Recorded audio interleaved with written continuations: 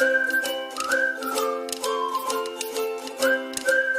Everyone, मेरा नाम assistant professor Naresh कोरी और आप देख रहे हैं मेरा YouTube channel thermal engineering lecture series.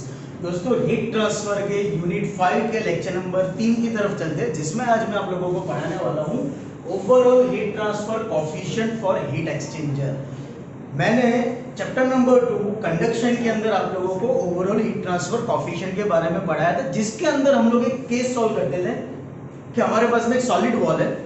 उस सॉलिड वॉल के लेफ्ट साइड और राइट साइड दोनों तरफ से हम लोग फ्लूइड को फ्लो करवाते हैं। लेट्स से दैट आपके सॉलिड वॉल के राइट साइड से हॉट फ्लूइड फ्लो हो रहा है और आपके सॉलिड वॉल के राइट साइड लेफ्ट साइड से कोल्ड फ्लूइड फ्लो हो रहा है। तो definitely hot fluid heat transfer करेगा आपकी वॉल के ऊपर और वॉल से हीट ट्रांसफर होगी आपके कोल्ड फ्लूइड के अंदर। हम लोग इस तरह से एक इक्वेशन डिराइव करते थे जिसको फाइनल में बोलते थे ओवरऑल हीट ट्रांसफर कोएफिशिएंट। क्यों? क्योंकि यहाँ पर आप लोगों के पास में फ्लूइड से वॉल, वॉल के अंदर और फिर वॉल से फ्लूइड, मतलब कि कन्वेक्शन, कंडक्शन, कन्वेक्शन, इस तरह से हीट ट्रांसफर हो रही थी। और आपको पता है कि जब आप लोगों के पास में multiple modes of heat transfer है तब आप लोगों को overall heat transfer coefficient find out करना पड़ता है। The same thing will over here we will do again. Heat exchanger के अंदर भी कुछ इसी तरह से होता है। हीट एक्सचेंजर के अंदर कंडक्शन और कन्वेक्शन दोनों तरफ से हीट ट्रांसफर होने के चांसेस रहते हैं। क्यों? फॉर एग्जांपल, मान लो कि शैलेंट ट्यूब टाइप हीट एक्सचेंजर है। आपकी ट्यूब्स के अंदर से आप लोग कोल्ड फ्लूइड को फ्लो करवा रहे हो और ट्यूब्स के सराउंडिंग में आप लोगों ने हॉट फ्लूइड को ट्रांसफर करवाया है। मतलब डेफिनेटली कि ट्यूब्स के सराउंडिंग में जब आप लोगों की हॉट फ्लूइड पास आउट होगी तो वो हॉट फ्लूइड का हीट ट्रांसफर होगा आपके कोल्ड फ्लूइड के ट्यूब की सरफेस के ऊपर। मतलब कि यहां पर कन्वेक्शन होगा। उस ट्यूब की सरफेस के अंदर जो हीट ट्रांसफर होगा, मतलब ट्यूब पहले हीट गेन करेगा, वो कंडक्शन होगा। और ट्यूब के अंदर जो आप लोगों का कोल्ड फ्लूइड है उसके अंदर हीट ट्रांसफर होगा, मतलब वो कन्वेक्शन है। लेकिन कोल्ड फ्लूइड भी हीट गेन कर रहा है, मतलब कोल्ड फ्लूइड के मॉलिक्यूल्स के अंदर जो हीट ट्रांसफर होगी दैट इज अगेन कंडक्शन। मतलब यहां पर फिर से आपको कंडक्शन और कन्वेक्शन दोनों प्रोसेस मिल रही है। सेकंड थिंग, कंडक्शन चैप्टर के अंदर हम लोगों ने जो वॉल कंसीडर की थी दैट वाज द स्ट्रेट। लेकिन हीट एक्सचेंजर के लिए ऐसा नहीं होता। हीट एक्सचेंजर में आप लोगों के पास में दो वॉल है, एक प्लेन वॉल होगी और एक सिलिंड्रिकल वॉल होगी। क्यों? क्योंकि शैलेंट ट्यूब टाइप हीट एक्सचेंजर की अगर आप बात करते हो तो आप लोगों के पास में जो सरफेस हो रहा है वो सिलिंड्रिकल शेप में आ रहा है। तो यहाँ पर आप लोगों के लिए जो हीट ट्रांसफर रेट हो जाएगा वो चेंज हो जाएगा। तो दो मोड ऑफ हीट ट्रांसफर हो रहे हैं, एक प्लेन वॉल के लिए और एक सिलिंड्रिकल वॉल के लिए। तो मैं आप लोगों को प्लेन वॉल और सिलिंड्रिकल पाथ दोनों के लिए हीट ट्रांसफर समझाऊंगा। सबसे पहले बेसिक इक्वेशन की तरफ चलते हैं। बेसिक इक्वेशन जो आप लोगों ने कंडक्शन के अंदर और इंट्रोडक्शन में पढ़ा था वही है that the rate of heat transfer between two fluids. दो फ्लूइड है यहाँ पर, एक फ्लूइड आप लोगों का लिक्विड होगा हॉट फ्लूइड और दूसरा होगा आप लोगों की सरफेस, मतलब कि सॉलिड सरफेस, या प्लेन वॉल के ले लो या सिलिंड्रिकल वॉल के ले लो। तो ये दो फ्लूइड के लिए हीट ट्रांसफर बन रहा था Q is equal to delta T divided by sigma RT। sigma the symbol of summation, RT thermal resistance, sigma the symbol of summation, summation का सिंबल है। जब नंबर ऑफ समेशंस आपको बताना तो शॉर्ट फॉर्म में आप सिग्मा के through बता सकते हो। And RT, T thermal, R resistance, thermal resistance, thermal resistance का समेशन। क्यों? क्योंकि जब आप लोगों को mode of heat transfer different मिल रहा है डेफिनेटली वहां पर थर्मल रेजिस्टेंस आएगा ही, और थर्मल रेजिस्टेंस जितने ज्यादा आएंगे उतना ही लॉस ऑफ हीट ट्रांसफर होगा। वो आप लोगों को कैलकुलेट करना है। तो basic heat transfer was UA delta T या UA dt। इस इक्वेशन को सॉल्व करो। यहां पर हम लोग Q की जगह UA delta T रखेंगे या dt रखेंगे। तो dt dt from both side will be cancel out, UA will be as it is, UA is equal to 1 upon sigma RT। मतलब overall heat transfer coefficient is the reciprocal of your thermal resistance summation। ये आपका thermal resistance के summation का reciprocal हो जाएगा overall heat transfer coefficient with respect to area, area के respect में। शुरुआत करते हैं सबसे पहले प्लेन वॉल के लिए। लेट्स से दैट जो कंडक्शन के अंदर हम लोगों ने एग्जांपल लिया था बिल्कुल उसी तरह। लेट्स से दैट ये हमारी वॉल है और इसके एक सराउंडिंग में आप लोगों को लेट्स से हॉट फ्लूइड जा रहा है जिसको हम लोगों ने नाम दिया इनर सरफेस, और वॉल के लेफ्ट साइड से कोल्ड फ्लूइड फ्लो हो रहा है जहां पर हम लोगों ने नाम दे दिया आउटर सरफेस। अभी हम लोग from x direction let's say that q amount की हीट एनर्जी ट्रांसफर कर रहे हैं।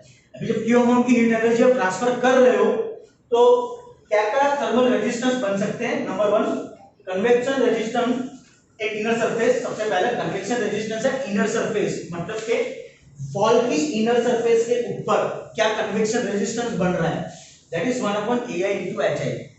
Second one wall conduction resistance, wall के अंदर कंडक्शन प्रोसेस हो रही है, मतलब वॉल के मॉलिक्यूल्स के बीच में जब हीट ट्रांसफर होगी वो मॉलिक्यूलर वाइब्रेशन की वजह से क्या रेजिस्टेंस प्रोड्यूस हो सकता है। तो वॉल के इनर सरफेस के ऊपर क्या कंडक्शन रेजिस्टेंस है, दैट इज डेल्टा बाय के, डेल्टा मतलब thickness of wall, you can consider it like this is the delta, ठीक है, ये आपकी वॉल की थिकनेस है, K will be the thermal conductivity of the material and A will be the area of your wall, मतलब कि delta by K will be the thermal resistance wall conduction, मतलब conduction process के लिए। And the last one is outer surface resistance, मतलब जब wall की outer surface के respect में आपका दूसरा फ्लूइड फ्लो हो रहा है वहां पर कितना रेजिस्टेंस है, that is 1/a into ho। यहां पर एक चीज ध्यान में दो, ये आपका कन्वेक्शन प्रोसेस है, ये भी आपका कन्वेक्शन प्रोसेस है और ये आपका कंडक्शन प्रोसेस, इसीलिए रेजिस्टेंस के फार्मूला में चेंज है। तीनों पे तीन आप लोगों के लिए क्या है, थर्मल रेजिस्टेंस, तीनों थर्मल रेजिस्टेंस है, on the basis of the formula the summation of the thermal resistance हम लोग यहां पर अप्लाई करेंगे। Overall heat transfer coefficient into area UA is equal to sigma RT 1/सिग्मा RT, sigma is the summation, किसका summation, सारे thermal resistance का summation. कितने थर्मल रेजिस्टेंस है आपके पास, तीन थर्मल रेजिस्टेंस है आपके पास, इन तीनों का समेशन करेंगे 1/ai into hi plus 1/delta/k plus 1/ao into ho। तीनों तीन थर्मल रेजिस्टेंस आपके पास में आ गए, बट एरिया आपको वॉल का कोई भी ले लो, इनर का लो या आउटर का लो या पूरे वॉल का लो, will be same, A is equal to AI is equal to AO। ये तीनों तीन कॉमन हो जाएगा, कॉमन होगा डिनोमिनेटर के डिनोमिनेटर में तो न्यूमरेटर में जाएगा, from both side your area will be cancel out, बचा क्या, U is equal to 1/ai, अभी आपका कैंसिल हो चुका है 1/hi प्लस डेल्टा बाय के, एरिया फिर से कैंसिल, डेल्टा बाय के प्लस 1/ao, एरिया आपका कैंसिल है 1/h। प्लेन वॉल है, एरिया सेम है, एरिया दोनों तरफ से हमने नेगलेक्ट कर दिया। इक्वेशन क्या बनी, U is equal to 1/1/ha plus delta by k plus 1/ho। Let's say that this is the equation number 2, मतलब कि ये प्लेन वॉल के लिए ओवरऑल हीट ट्रांसफर कोएफिशिएंट का फार्मूला आ गया। बिल्कुल उसी तरह से हम लोग सिलिंड्रिकल पाथ के लिए लेंगे। सिलिंड्रिकल पाथ है मतलब you have two surfaces, you have to consider two surfaces. एक इनर सरफेस के लिए क्या बनेगा और दूसरा आउटर सरफेस के लिए क्या बनेगा। प्लेन वॉल के अंदर तो क्या था कि आप लोगों का डायरेक्शन ऑफ हीट फ्लो वो यूनिक है, आप लोगों को डायरेक्शन आप लोगों को सेम मिलने वाला है, लेकिन सिलिंड्रिकल पाथ के अंदर your direction is going to be change. अब जैसे डायरेक्शन चेंज होगी वैसे ही आप लोगों की वैल्यू चेंज होने के चांसेस रहते हैं। तो सबसे पहले हम लोग इनर सरफेस के लिए ले लेते हैं, फॉर्मूला विल बी सेम, ठीक है, फॉर्मूला के अंदर कोई चेंजेस नहीं आने वाले, नोमेनक्लेचर आपके चेंज हो जाएंगे। UIHI सबसे पहले हम लोग इनर सरफेस के लिए लेते हैं, UIAI is equal to 1/AIHI, same formula है, प्लस अब 1/2 pi k into ln r/ri के एरिया के रिस्पेक्ट में, मतलब delta by k thermal resistance in conduction process cylindrical path के अंदर। यहां पर आप लोगों को एरिया डायरेक्ट मिल रहा था, वो एरिया हम लोगों ने यहां पर कंसीडर कर लिया, ठीक है, और थर्मल कंडक्टिविटी तो है, थिकनेस आप लोगों की आ गई उसके रिस्पेक्ट में। तो डेल्टा बाय के ये प्लेन वॉल के लिए जो था, ये प्लेन वॉल को हम लोगों ने सिलिंड्रिकल वॉल के अंदर या सिलिंड्रिकल पाथ के लिए फॉर्मूला में डिफरेंट कर दिया। तो आप लोगों का फॉर्मूला कुछ इस तरह से बन रहता है 1/2 pi kl into ln r/ri plus 1/ao into h। Inner area 2 pi ril cylinder है, मतलब सिलेंडर का बेसिक फॉर्मूला लगेगा, outer area 2 pi r into l। Formula को हम लोग सिंपलीफाई करते हैं, सिंपलीफाई करेंगे क्या, तो पूरे इक्वेशन को ai से डिवाइड कर देंगे, ये पूरे इक्वेशन को आप ai से डिवाइड कर दो, ai से यहां पर डिवाइड करो, ai will be cancel out, बचा क्या 1/hi प्लस। अब यहां पर जब आप ai से डिवाइड कर रहे हो, ai से मल्टीप्लाई, सॉरी डिवाइड नहीं, यहां पर मल्टीप्लाई आएगा, सॉरी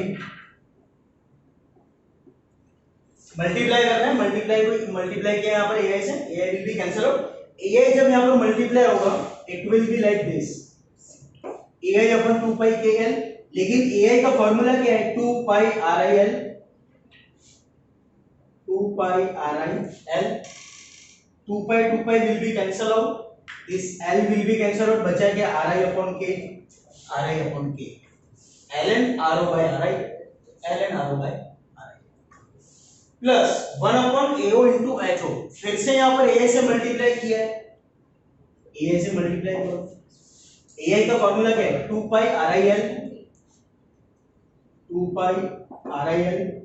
AO का फॉर्मूला क्या है? 2 पाई ROL, 2 पाई ROL into HO तो था ही।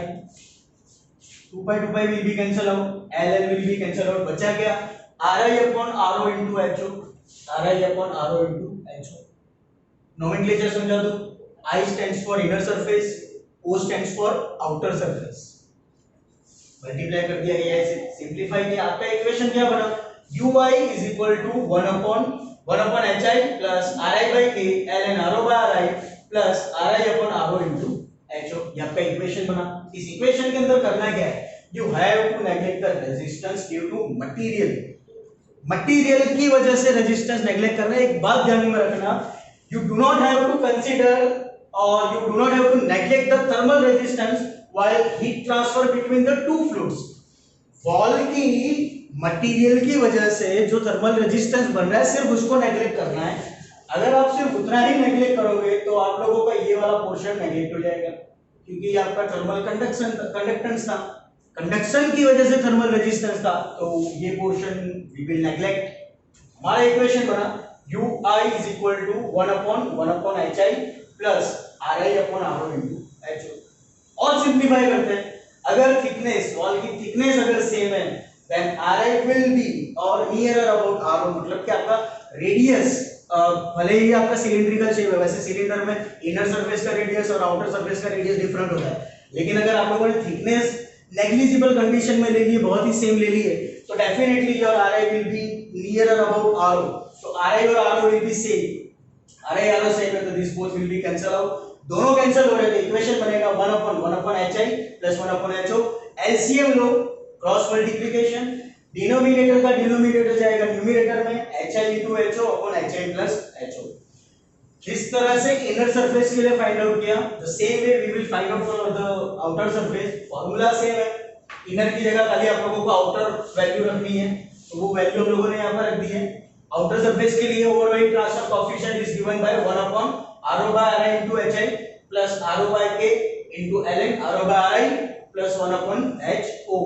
Same conditions we will apply over here कि भाई थर्मल रेजिस्टेंस आपको नेग्लेक्ट कर देना है, वॉल की थिकनेस आप लोगों को सेम कंसीडर करनी है, थर्मल रेजिस्टेंस आप नेग्लेक्ट कर रहे हो मतलब ये वाला पोर्शन आपका कैंसिल आउट, ri और ro आपका सेम है, this both will be cancel out, बचा क्या? Same 1 upon hi plus 1 upon ho। LCM लो, डिनोमिनेटर का डिनोमिनेटर न्यूमरेटर में जाने दो, your final equation will be UO, overall heat transfer coefficient for outer surface is equal to hi into ho upon hi plus ho। ये था आप लोगों के लिए इनर सरफेस के लिए, ui is equal to hi ho upon 1 upon sorry hi into ho divided by hi plus ho, मतलब inner surface और आउटर सरफेस दोनों के लिए ओवरऑल हीट ट्रांसफर कोएफिशिएंट आपका सेम हो रहा है। तो दोस्तों ये थी आप लोगों के लिए ओवरऑल हीट ट्रांसफर कोएफिशिएंट की थियरी जीटीयू के अंदर एक ही बार आई है, बहुत से बहुत 2 बार, 3 मार्क्स का सवाल है। इसको करना है क्यों? क्योंकि यही इक्वेशन आप लोगों के एग्जाम्पल के अंदर यूजफुल भी होगा और यही इक्वेशन हम लोग हमारे एलएमटीडी और एनटीयू मेथड के अंदर यूज करेंगे। फॉर्मूला इंपॉर्टेंट है, थियरी जीटीयू के लिए इंपॉर्टेंट है। आप लोग अगर कोई कॉम्पिटिटिव एग्जाम की तैयारी करोगे तब भी ये थियरी आप लोगों को काम में आएगी, ये फॉर्मूला काम में आएगा, नोमेनक्लेचर काम में आएगा, तो प्लीज इसको स्किप मत करना। आई होप कि आपको समझ में आया होगा। अगर कोई क्वेश्चन हो तो मुझसे जरूर पूछेगा। Thank you so much.